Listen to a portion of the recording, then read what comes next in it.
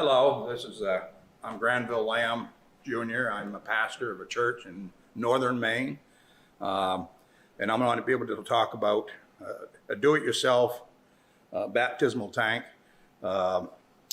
Use a cattle trough or a horse trough for that. And I've seen different ones online, or people talk about it, but nobody ever get into specifics. And I just wanted to be able to give a little bit of an idea of what I did, and hopefully it'll inspire others to be able to do the same. One of the things that we have is that a lot of churches, either they got baptismal tanks, or they have to go to a river, have to go to a lake, or have to go to a swimming pool. And I've been down that gamut with each one, and always sets it off to the side. You got to go somewhere to do that. And what we wanted to do is be able to have it it's a sacrament, and it's something we need to be able to do at church if we can. And I've done it all those other places.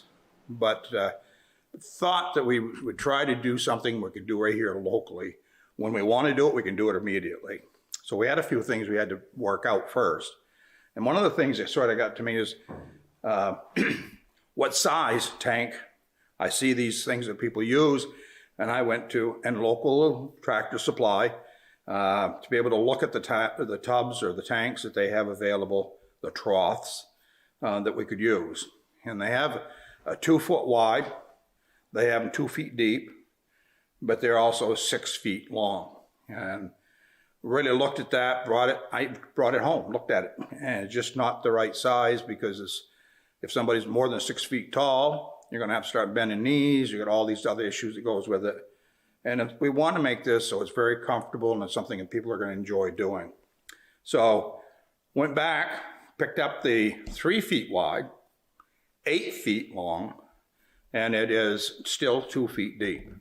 The beauty of this is that it only weighs 95 pounds. You can carry it into your, wherever part of the building that you want to use it in. You can tip it up on its side, go through any doorway. As long as you've got 8 foot length of space, you can bring it in. So we did that. We brought it in and we've set it up. You want to make sure that one of the things that this is 300 gallons of water that you can put into it. You're not going to put 300 gallons in it. You're going to put more like 200 gallons of water into it. And that 200 gallons of water plus the 95 pounds of weight, we're looking at a situation of this is going to be close to 1,700 pounds to 1,800 pounds, in that range that you're going to have. So you need to make sure that underneath your floor is able to handle that. The beauty of this is you can take it outside, you can go to somebody's house if you felt as though you needed to, whatever the occasion, you could take it with you. And so that's kind of like we wanted to be able to do. So with that, we lay out a tarp underneath it because we don't want the floor to get wet. And then we end up putting this in place. And one of the problems we had is where you get the water. The church that we have, the water's not already there on that side of the building. So we ended up having to pipe it in from the other side. So we used PEX, brought it into a room, set it up so we've got 2 valves in there, one hot, one cold. And so that's what we did to be able to put the water into the tank. And I found the best way to do that is just to turn around and put the water into it, turn it on, and we'll let it run. And it didn't make any difference. We got well, so it's maybe a little bit slower than some, but both water hoses running, cold and hot. 45 minutes, it filled it up to 16 inches of water, which is plenty of water for the baptismal. I marked the tank so we can have it at 16, so we know where to stop it at. And also at the same time, after the water gets up into it a little bit, we've got a heater. And the heater that we purchased was a KD heater. The beauty of this has knobs on it. You can turn it up as high as 248 degrees, but it's got a thermostat on it. Ideally, you want to be between 83 and 90 degrees. And setting it at 90 degrees, turn it on. Once the water's up in it enough, you can turn it on, plug it in, and away it rolls. The beauty of this is once you get it started and it's running, there's one thing that I've done, sort of, like if you're in a bathtub, water gets cool after a few minutes. Well, how are you going to keep the water warm?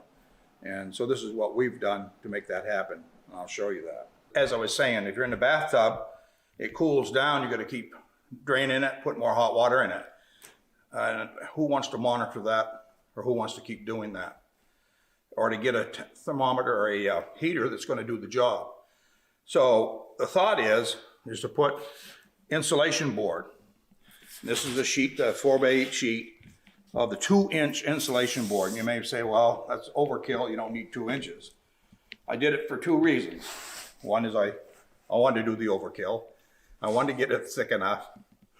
But I'm also looking at down the road when I'm done using this, everything that we have for supplies to do the job of what we're trying to do, we can put it inside of the baptismal tank, slide the cover down just a little bit, and it fits just right. We can put a cover over it, and the cover is now going to make it so we can use it as a decoration. If we got things we want to put into it on top of it, we can, and it's rugged enough to do that. But the 2 inches helps. As you can see, we put it right there. You can actually, it blocks the heater, blocks the water, does the job. But what I run across is something I had was a bubble wrap, and I just turn around, put that over the top, let that keep holding the water in, and basically within 4 hours, we've got it plenty warm. The thermostat's kicking on and off inside of the heater, and the heater keeps it at the right temperature, and I leave it overnight so that in the morning when we come, we're all set and ready to roll. Just a matter of taking the tarp off, the bubble wrap off. You can use anything. You may not even want to use the bubble wrap. That's just something that I used. And also the styrofoam topping. Take it off, and we're ready to do our baptismal. How to get the water out. Because we're on the other side of the church, and we don't even have any septic system that is on this side. I mean, what I'm saying is the plumbing. We started to use just the water hose to pump out of the sup pump. Slow, very slow. If you want to stand around and wait for it, okay. But I decided that let's go a little bit deeper. Let's make it so it's quick. So what we did is, you can see over here, we've got a sup pump. We've got an 1.25 inch pipe on it, and it's the coiled stuff, and made it so it's easy to put together. The slip, the white thing there to be able to lock it together, take it apart easy. You can put that in the tub in the tank. We run the hose out through, we cut a hole in the wall, a 2-inch pipe, PVC pipe, went right straight through the wall outside, and it made so that we can use the 1.25 inch pipe, goes right straight through it. We hold it in place, connect it so it's not going anywhere, won't blow back into the room. When the sup pump kicks on, we're kicking out an 1.25 inch pipe. 15 minutes, this thing is, probably 20 minutes is drained right down. We've got a 2x4 that's 3 feet long. On the end of it, pick it up a little bit, pushes the water to one end, finish supping pump it out. And when we do, then when it's done, we just have to sponge up just a little bit, clean it up, and you're ready to put it away for the next use. And that's basically what we have come up with. One of the items that we have is the GFCI cord that we use, and that as a safety feature, if you're going to plug in your pumps, you're going to plug in your the sup pump or where they get your heater. I just didn't want anybody to get electrocuted. I thought it might be a good safety feature to have just in case, so we purchased that. So we're looking at a tank. Right now, today's price, this tank's around $320. The sup pump, you're looking at probably, when I first purchased it, I didn't get the one with the float on it, changed my mind, and had to buy the attachment. So we're looking at probably $120 there, $110, $20. Got a thermometer inside like a swimming pool. That's only $10, $8. The GFI, which is $30. and the sheet of styrofoam, that was around 35. Your tarps, mats, whatever it is that you happen to have. So it's relatively inexpensive, and it's a nice unit. Haven't had any problems with it what times we've used it. We've really enjoyed it. We do have a metal step. If you want to get up into it, if somebody needed it, you could.